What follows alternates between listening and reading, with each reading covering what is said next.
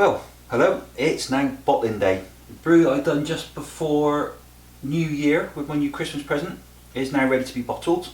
So that's what I'm in the process of doing now. I'm just washing up the equipment for bottling into said bottles, which all need a good clean and wash. And then I'm going to sterilise it with a standard steriliser. And then I'm going to get bottling. And I'm going to do a process that I've never done before, which I'll explain when I'm actually doing the bottling. But I'm going to use a bottling bucket, which I'm going to put in my priming sugar, siphon the beer into, and then using this bottling wand, which is obviously upside down at the moment for storage, I'm going to do the bottles. As I said, never done it before. It's going to be a bit of an experiment, and we'll see how it goes. It can't be any messier than using a siphon tube.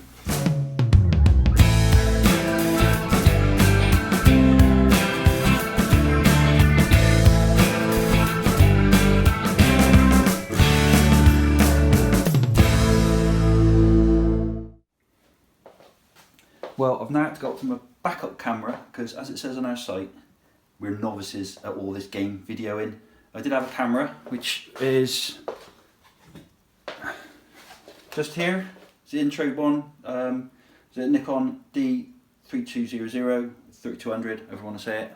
I was recording with that, but battery went flat on me as I was cleaning and sterilising everything. Schoolboy error, but I make a lot of those. Right then, now to try this machine out, as I said earlier, which unfortunately didn't get captured.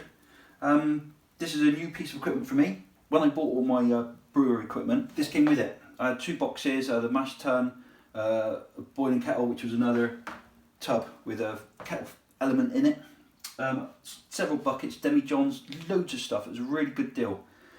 But some of it I've never used, and this is one of them. And then I saw someone else using it on top of the bottle dryer. I thought, that's good, I've got one of those, I'll try it. Unfortunately, it doesn't sit on the bottle dryer, I've got to use it separately. But I've tried it with water, and it does work. Let's get it pumped, so here goes.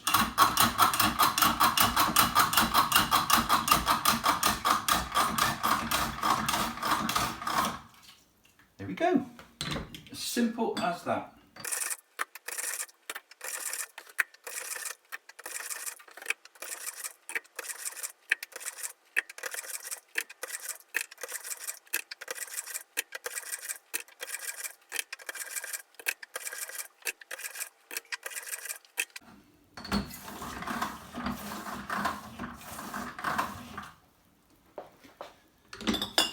There, that's them done.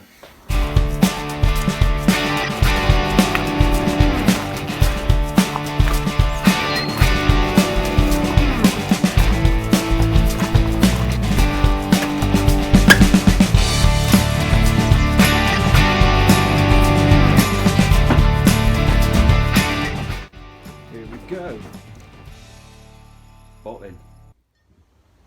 Okay, so here we are. I've got my priming sugar already, just got to let it cool down now for a little bit, and I've got approximately 15 litres in there. It was I would say it's a full pack, and I would say it's a trial pack, but you know, you get the smaller packs. That's what this was from Beer Hawk.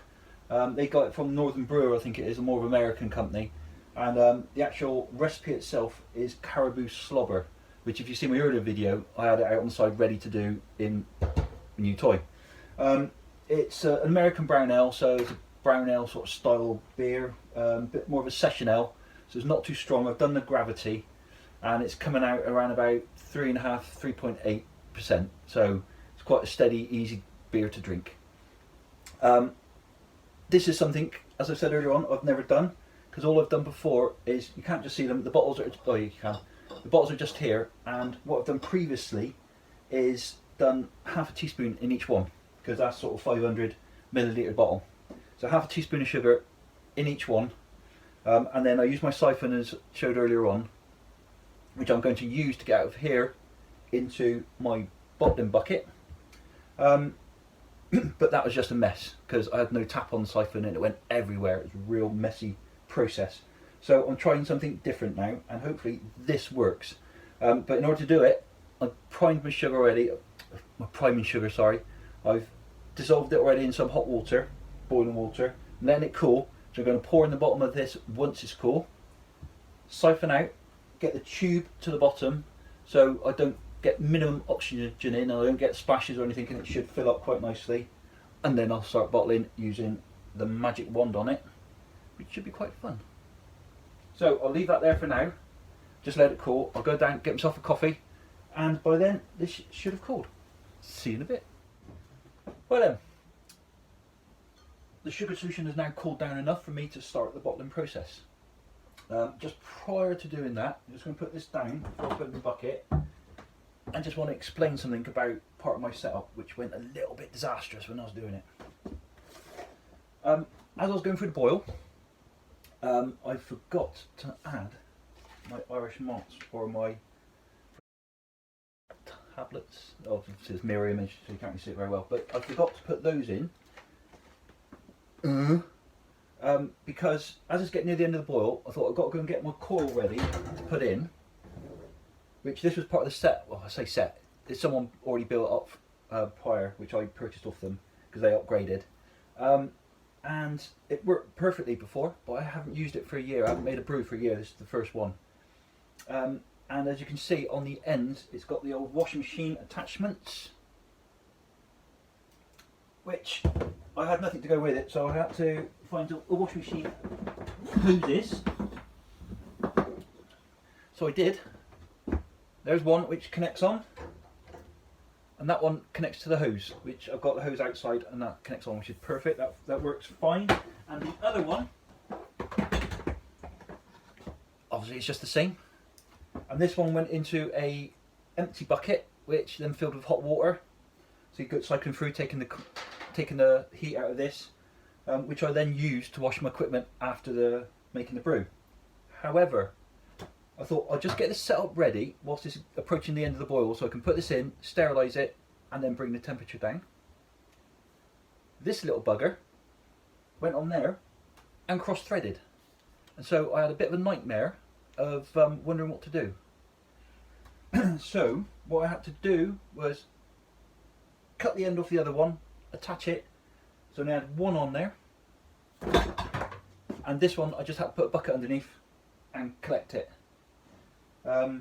which took all the time off. The boil finished, I put that in. It wasn't until I was getting down near temperature I realised I forgot the bloody tablet. So this might be a bit cloudy. I don't think it'll affect the taste, but it won't be as good as it could be. So then, right, and let's get bottling. Now this has been at temperature, get that off over there, for 2 weeks now. I don't do secondary fermentation, I've never done it.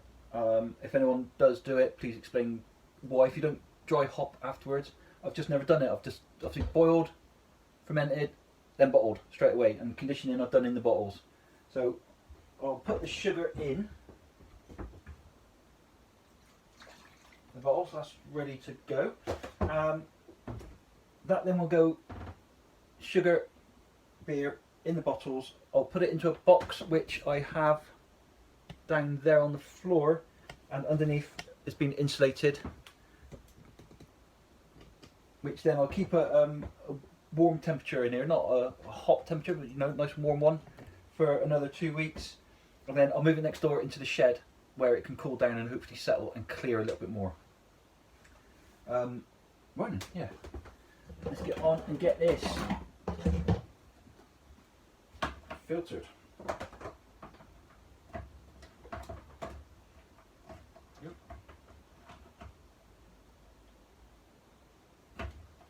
Right, put the siphon filter in. We should now pump into the sugar.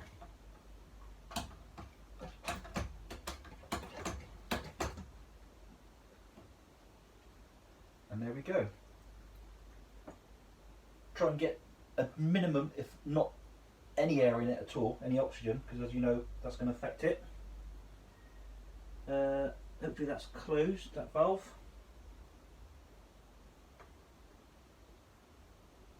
There we go. It's looking and smelling quite nice.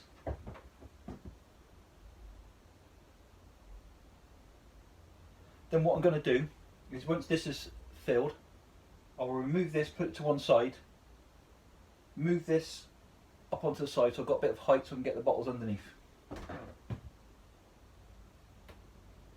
Just talk amongst yourselves for a little bit while this process goes on.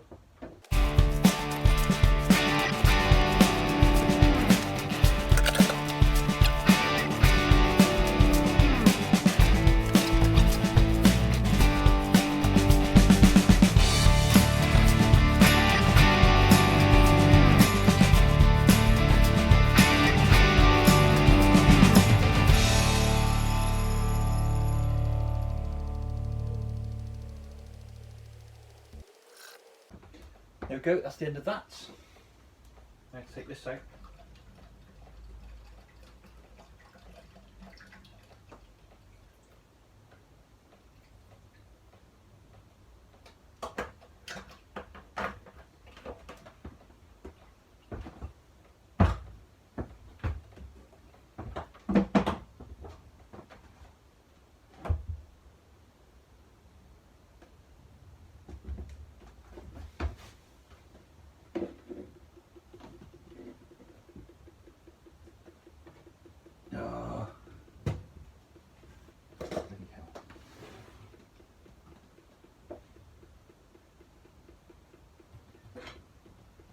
And then we start bottling.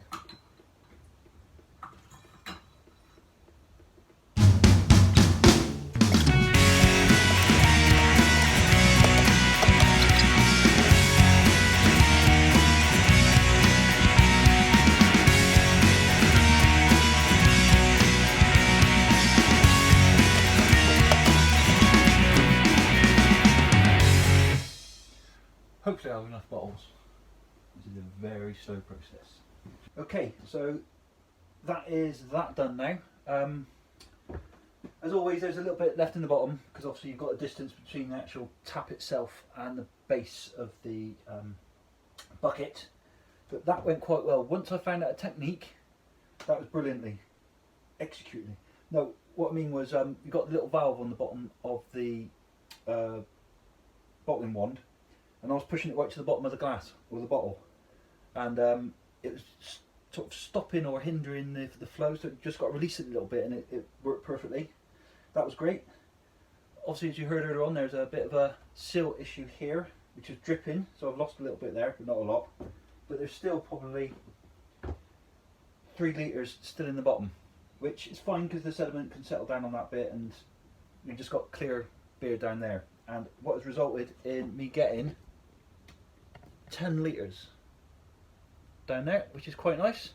And what I'm going to do now is just have a quick look at the beer itself. We'll put a lot in.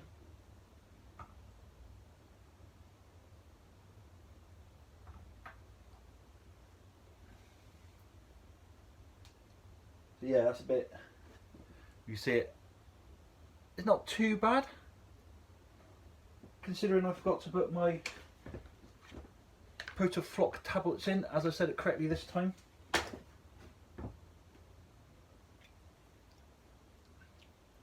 And the taste isn't too bad either, actually.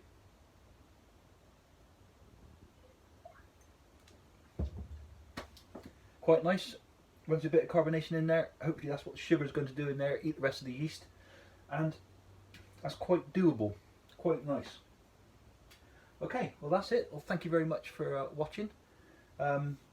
Hopefully get some more going soon, which will probably be a little bit better, a little bit slicker maybe, hopefully. But yes, just click on the button which should be up there to subscribe. Down there should be one for my daughter's site, which is Coosmie 9. She does loads of wonderful stuff on there, and she should be linking us really because she's got much more followers and much more viewers and likes than us. But yeah, if you like it, please like, subscribe, go to Charlotte's site, Coosmie 9, and do the same on there. And hopefully, once they're done, I'll be getting another brew, probably a little bit more this time, and not forgetting essential things. And by then, I should have rectified this problem. So, like, subscribe, and there'll be more coming. Better ones this time. Cheers!